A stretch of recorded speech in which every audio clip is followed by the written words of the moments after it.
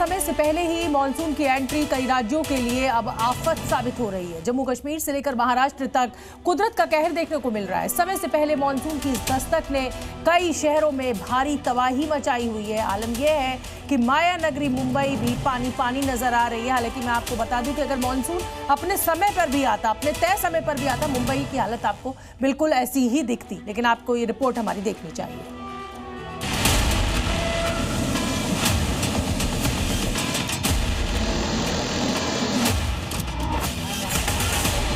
मई में मौसम का बिगड़ा मिजाज। कश्मीर में फटा बादल, आया जलजला।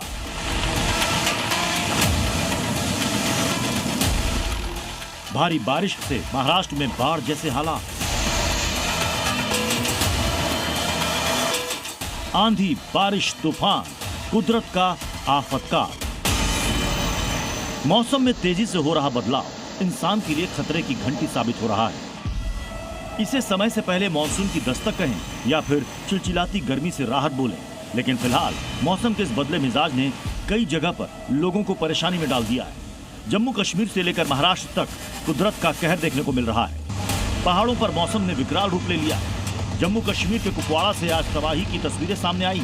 बादल फटने से मानो जलजला सा आ गया। सड़कों पर जहां गाड़ियां दौड़ती थी वहां मलबा बह रहा है, जिसके चलते गाड़ियों की लंबी कतार लग गई और आवागमन बाधित हुआ।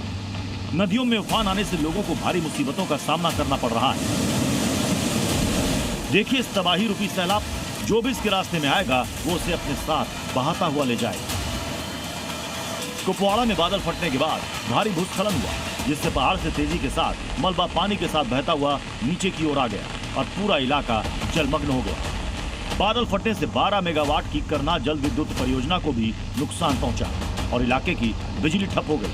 फिलहाल प्रशासन राहत और बचाव काम में जुटा है। उत्तराखंड के पहाड़ी इलाकों में भी मौसम ने अचानक करवट बदली है। बागेश्वर के कपकोट में बीती रात हुई मूसलाधार बारिश से जनजीवन अस्त व्यस्त हो गया। बारिश के बाद सरयू नदी का जलस्तर अचानक बढ़ गया। मौसम विभाग ने 1 जून तक येलो अलर्ट जारी किया है और लगातार बारिश की चेतावनी दी है। प्रशासन ने लोगों से सतर्क और सुरक्षित रहने की अपील की है।